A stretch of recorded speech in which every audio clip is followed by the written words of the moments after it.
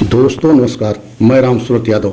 अभी चुनाव 2 चरण का शेष बचा हुआ है, मतलब छठे और 7वें चरण का चुनाव बचा हुआ है। लेकिन उससे पहले ही एक बहुत बड़ी खबर आ रही है।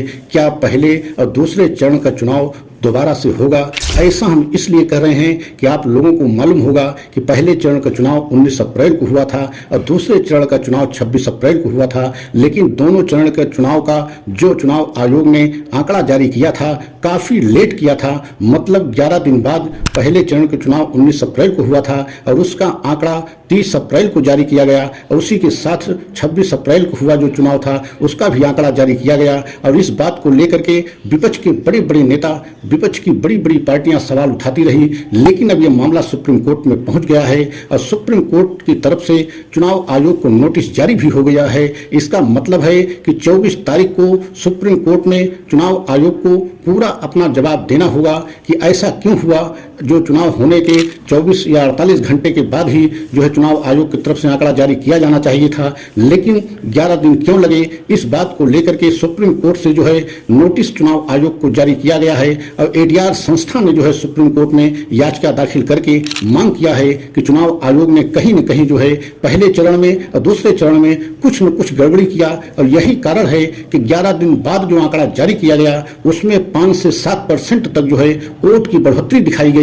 तो आज हम सभी देशवासियों को एक बहुत बड़ा सच का खुलासा करने जा रहे हैं और बताएंगे कि क्या पहले चरण का और दूसरे चरण का चुनाव पुनः से हो सकता है। तो अगर हमारे चैनल पर पहली बार हैं तो चैनल को लाइक सब्सक्राइब करें एवं वीडियो को अंत तक जरूर देखें, क्योंकि वीडियो को अंत तक नहीं देखेंगे तो पूरा आपका जो है सच समझ में नहीं आएगा। तो सबसे पहले आपको ये बताना बहुत जरूरी है कि अभी चुनाव का जो है दौर चल रहा है। अभी छठे और 7वें चरण का मतदान मतलब 25 मई को और 1 जून का जो 7वां आखिरी चरण का चुनाव है अभी शेष बचा हुआ है। लेकिन चुनाव के बीच में ऐसी खबरें जो है आना शुरू हो गई हैं कि डीवाई चंद्रचूड़ बेहद सख्त रुख अख्तियार कर लिए हैं। और जिस तरीके से एडीआर संस्था सुप्रीम कोर्ट में जाकर के जो है चुनाव आयोग के तरह के इस गड़बड़ी को खुलासा करने के लिए सुप्रीम कोर्ट ने डीवाई चंद्रचूड़ के सामने याचिका दाखिल की और अर्जेंट सुनवाई की मांग की, जिसपे प्रशांत भूषण जो वरिष्ठ वकील हैं एडीआर के तरफ से उन्होंने बहस करते हुए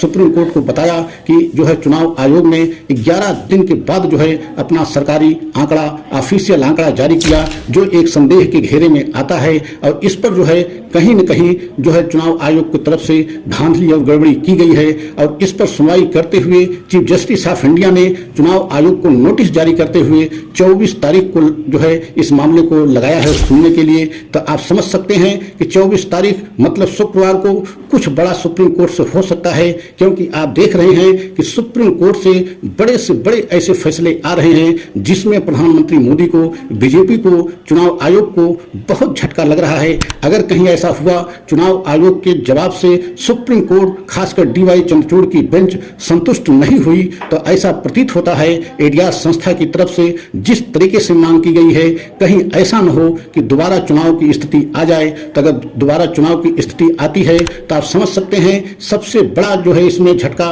बीजेपी सरकार को, चुनाव आयोग को लगेगा, क्योंकि बीजेपी नहीं चाहती है कि पहले चरण के चुनाव और दूसरे चरण के चुनाव को एक तरीके से रद्द किया जाए और पुनः मतदान जो है दोबारा हो। ऐसा बीजेपी कतई नहीं चाहती है। और अगर ऐसा हुआ तो सबसे बड़ा सवाल जो है चुनाव आयोग पर लग जाएगा और पूरे देश के सामने ये सवाल खड़ा हो जाएगा कि क्या चुनाव आयोग कहीं न कहीं कुछ गड़बड़ी किया था, धांधली किया था। इसी कारण से जो है सुप्रीम कोर्ट को ऐसा आदेश देना पड़ा और जो है दोबारा मतदान की स्थिति आई। देखना यह है कि आने वाले समय में चुनाव आयोग की मुश्किलें अब धीरे धीरे बढ़ती जा रही हैं, क्योंकि जिस तरीके से सुप्रीम कोर्ट सख्त हुआ है और खासकर आप देख रहे हैं कि चुनाव चल रहा है, चुनाव के दौरान कभी ऐसा नहीं देखा गया कि किसी मामले में सुप्रीम कोर्ट जो है सुनवाई को तैयार हो। लेकिन चुनाव चल रहा है, अभी 2 चरण का चुनाव बाकी है, लेकिन बीच चुनाव में अगर ऐसा सुप्रीम कोर्ट जो है सुनने के लिए याचिका पर तैयार होता है तो इसका मतलब है कहीं न कहीं चुनाव आयोग के द्वारा कोई न कोई गड़बड़ी की गई है। तभी ऐसा जो है सुप्रीम कोर्ट ने जो है नोटिस जारी करके 24 तारीख को तारीख लगाई है और 24 तारीख को सुनवाई होगी। कहीं अगर ऐसा हुआ, दोबारा मतदान हुआ, तो बीजेपी के लिए बहुत बड़ा झटका माना जाएगा और सबसे बड़ा झटका तो चुनाव आयोग के लिए माना जाएगा, क्योंकि चुनाव आयोग पर संदेह खड़ा हो जाएगा कि चुनाव आयोग ने ऐसा क्यों किया कि पहले चरण के और दूसरे चरण के चुनाव का जो है आंकड़ा देने में इतना समय क्यों लगाया। तो आप समझ सकते हैं कि कुछ न कुछ 24 मई को होना तय है। अगर हमारा यह वीडियो आपको अच्छा लगा हो तो लाइक सब्सक्राइब करें, कमेंट के द्वारा अपनी राय अवश्य दें। अगला वीडियो पुनः लेकर के आएंगे। जय हिंद, जय भारत।